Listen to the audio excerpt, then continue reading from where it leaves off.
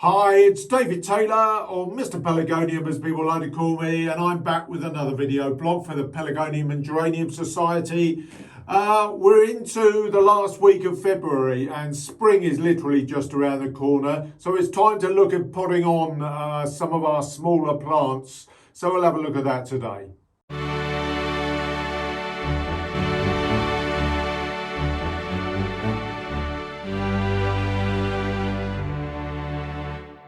Hello and welcome along to a very wet, dull, dismal day that we're getting today as I'm filming this. I'm filming this on Sunday the 21st of February. It's turned very mild actually. It's really quite mild. We've had a really cold spell of weather. Just after the last video that I did, the weather turned exceedingly cold. One of the coldest spells of weather we've actually had in the southern half of the UK for probably about 10 years actually, where the day temperature never went above freezing for about a week, which is quite unusual with this time of year. So the heater was full blast. Now today, since then actually, the weather has completely changed. It's turned very mild. The last week we've had temperatures in the low to mid-teens centigrade. And so we are really now with the light levels massively increasing. And the plants have responded. There's absolutely no doubt. During the midwinter period, the green leaves turn a sort of dull green or even blue-green, but the chlorophyll has really started to react to that light now, and growth has started happening with the plants. So it's time to move anything that's in a small pot onto a slightly bigger pot, such as these zonals, which you can see, these have got a lovely dark green tint to them now, and they're really looking strong. They've been growing certainly the last couple of weeks, despite the cold snap that we had a couple of weeks ago. The light levels were pretty good actually then, and that they've really noticed the difference, and we got this lovely deep green now starting to come on all the plants.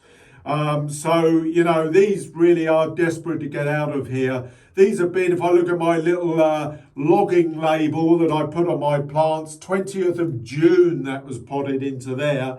So it's been in there for sort of 7-8 months.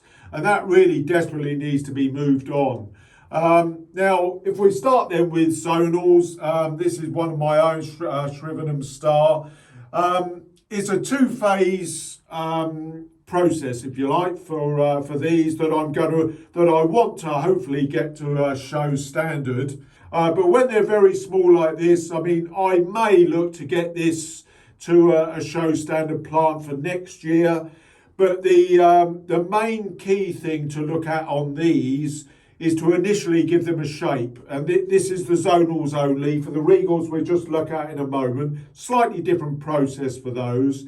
But at this stage, all I want to do with zonals is look down on the top of them and see if I've got anything that's growing a bit wayward. And on this one, if we just get a bit closer, we can see that we've got a stem here that's growing out the side. And that's sort of really misshapen it. Ultimately, you're looking for a ball. That's really all we're doing. We're looking to get a ball shape. We're not looking too much at the height at this stage because there's plenty of opportunity in the future to be able to, you know, stop it down and control it. And on this one, I think we've got one. That one there needs to be just cut off, cut down. And we can see just in here, hopefully we can catch this. We've got a nice side shoot coming out just halfway down. And I will take this whole main stem out and let that side shoot create the bushes, which will bring it level with the other side. You can see there, the other side. If I just move that leaf out of the way, hopefully you can see there's another stem, but it's nice and tight in with the rest of the plant. That's making more or less a ball there. Now, the thing is, this plant is quite dry. So it's a two-phase process with this. So I'm initially just literally going to take this side shoot out, which I will do now. It's very much as the last stopping video, so I'm not going to close in on that. I mean, there we are. We could take a cutting of that, but I got loads and loads of plants. Plus the fact it's still a little bit chilly for cuttings to be going on their own. Probably another month I'll be able to take them just in the heat of the glass house. And there we are. That's a pretty uniform plant now. That's pretty uniform all round. Now, because I've done a slice there, that now has got to just heal off. Take a day or two. It's fairly dry, but it's not too bad at all. So I'm just going to wait for that to seal off before I pop this one on, because of course I do like to give them a water when I've freshly potted them. Well, now a problem that we have had, and it's something that I've spoken about before, is mealybug. It seems to be really spreading, certainly in the southern half of the UK. Mealybug is getting really quite prevalent, root mealybug, becoming a bit of a bugbear. I thankfully have been relatively clear of it. It's not something that does a great deal of damage in the winter. It's more a summer program. Once the days start getting much warmer, about sort of April onwards, it can become prevalent. I have found a really decent root-based insecticide. I'm not sponsored or anything by this company, but it's called Bug Clear Ultra. It's a root drench insecticide, which has got a nice picture of mealybug on the things that it covers. It's ultimately a vine weevil killer. The vine weevil larvae, of course, get into your compost mainly during the summer. The adults stroll around, and the larvae live in your compost and eat the roots of your plants. Right, so this one is fairly well balanced. It is quite clean. It's a Shrivenham Star. To have a look at this one, I'll do the same system. I'll come back in a moment when I've taken a few of the dead stipules off. Right, so there we are. I've just finished that now. This one is quite nicely balanced. They're all the little stems are about the same height. I'll keep a couple of blooms on there, so I'm not overly fussed at this stage. All we're looking to do is to get it to grow and develop a bit more. So let's have a look at the root ball on this one then. Yeah, we've just got a little bit. It's all clean that side. Got a little teeny bit on this side. So this one now will get the soak. The key thing, as I say, is to make sure that this gets soaked completely, and that'll get dunked now. I'm quite happy about that. So we'll shove that in there. And I do find this very effective. But the key thing is now, again, I'm going to have to cut out, let that soak for about 10 minutes so that it penetrates all of that root ball. Okay, so there we are. I've pulled that out now. I'm just letting that sort of drip off. Absolutely no sign now of any mealybug. It's not even any wax blobs. That's been in there for about 15 minutes. Okay, so I've got a little bit of compost left from a mixture that I've done earlier, so I'll just use that. Now, one of the key things to remember is that when you've done a root soak, you do not need to water the plant. Simple as that. You know, that root ball is really wet. You're not going to need any extra moisture in here. This compost is relatively damp. I put this in a 4-inch pot for now because I've hacked back a lot of that root. Key thing as well is I have washed my hands between all of these actions. Another little tip, because I know that that's had a bit of root mealybug, the label, which has been right down in that compost, needs to have a spray. So you can either dip it in there, or what I usually do, just give it a little spray of insecticide. Another little tip, don't forget that these little bugs can get on everything. There we are, stick the label in. And as I said, the key thing with this, because the root ball has been soaked, that is just going to get a clean saucer from under here. We'll just put that back up there. That will not be watered now until I sort of really start to see that it really is dry, and then I'll water it again. I've just done a video over the last couple of days just running through the process close up, just showing you potting up one or two others that I've done earlier in the week. So let's just have a look at that now. Now another type of pot on are plants that what I would call a complete mess, but I do need to keep them because I have only got one of them. So what I'm going to do with this, the first thing I want to do, there's a lot of really naff old stem in here and it's absolutely covered in stipules. So the first thing that I'm going to do is give it a good clean. Right, now I've got rid of a lot of these stipules. The next thing for me to do is to lose the flowers because I don't want the energy of the plant going into producing flowers. Now, this is one of mine, it's Ray Martin. I really quite like this one. Lovely, deep magenta bloom with a white eye. I'm going to just get rid of these primarily because I want the effort of the plant, the effort of the growth to go in growing back. So I'm going to clean that and just nip these off. It's very free flowering, it's a single, so it will soon come back. As you can see in here, there are some dead stems. So let me, first off, I've got a clean, sharp pair of scissors there, so I'm going to get rid of that dead stem. Now, something, of course, to consider is that I'm not going to be able to give this a great deal of water when it's first been potted because I've made some cuts into the stems, so I'm going to be very careful when I water it, otherwise I'll get a lot of bleeding. And I certainly don't want bleeding stems. Got a really healthy root system actually. So it just had a bit of sort of diseased growth at the top. I've cut most of that out now. I'm just going to loosen this root ball. It's in a 4-inch pot at the moment. I'll probably just move it up to a 4.5. I'm not going to go too mad with it. It does like to grow in the summer. So I'm just going to rub off a little bit of the compost. It's actually a very, very, very healthy root ball, this. These old-fashioned wall pots used to be what all the exhibitors used decades and decades ago. Still got a fair number of them, so this one would have done. This is one of the original ones.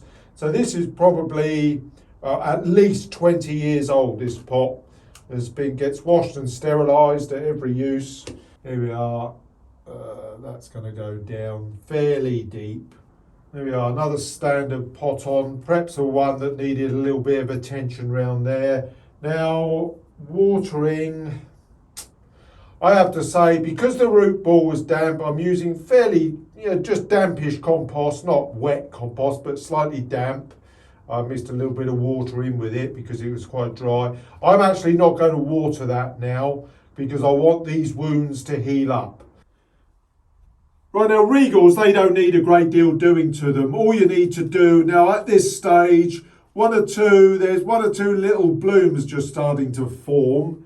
So we can just give them a little bit of a nick stop, that's all. Just take any bloom heads that are starting to form on the edge of the stems, take them off.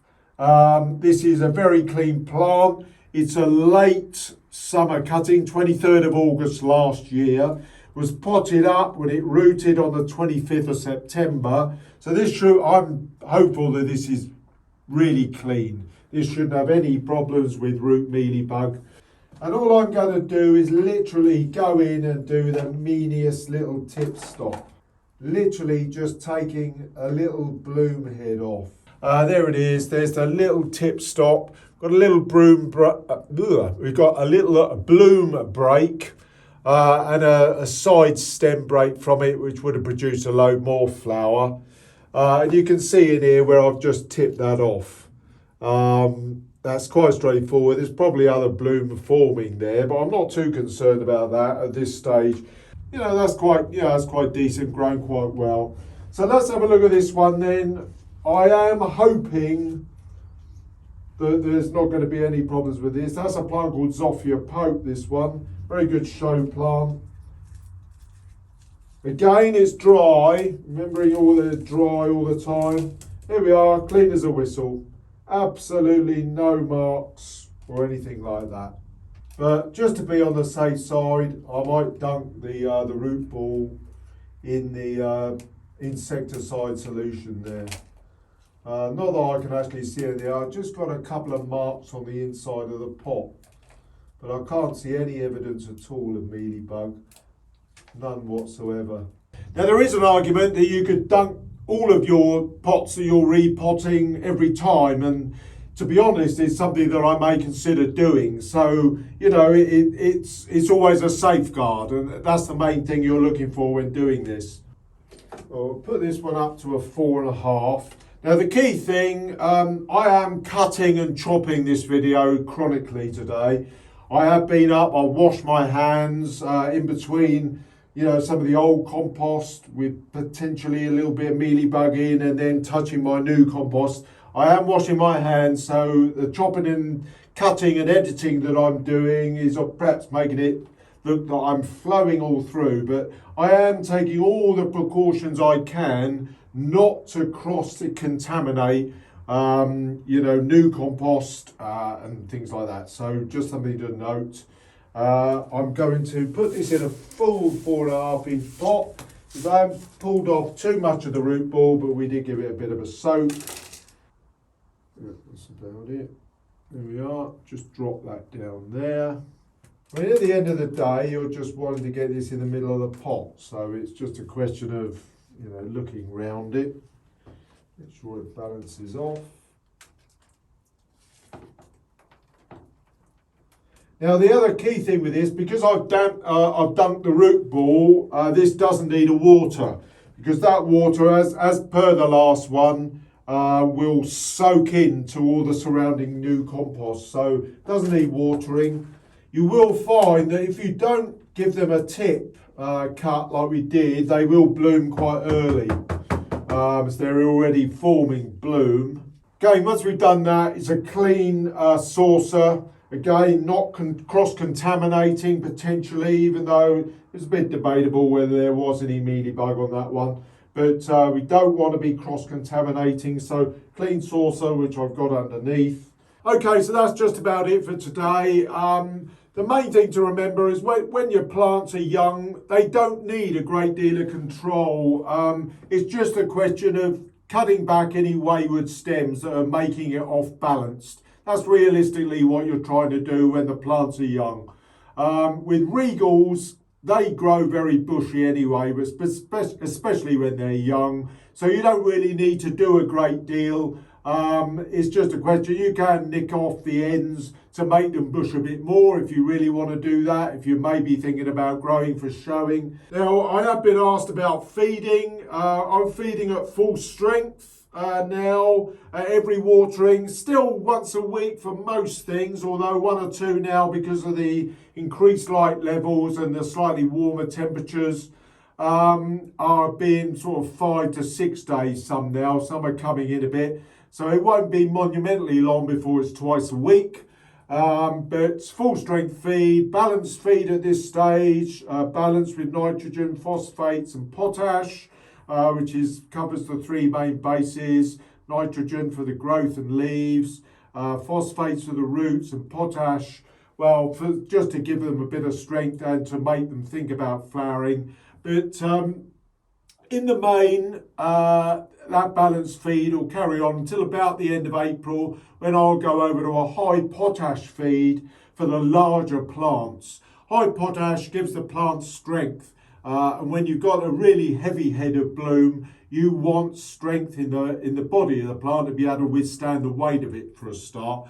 So that's when we go over to using a high potash feed, but we'll talk about that when the time comes. I think this video then is going to be long enough. I may break it up and see how it goes, but in the meantime, take care. I'll see you again very soon. There's obviously a lot going to be going on in the coming month or so, so I'll see you again very soon.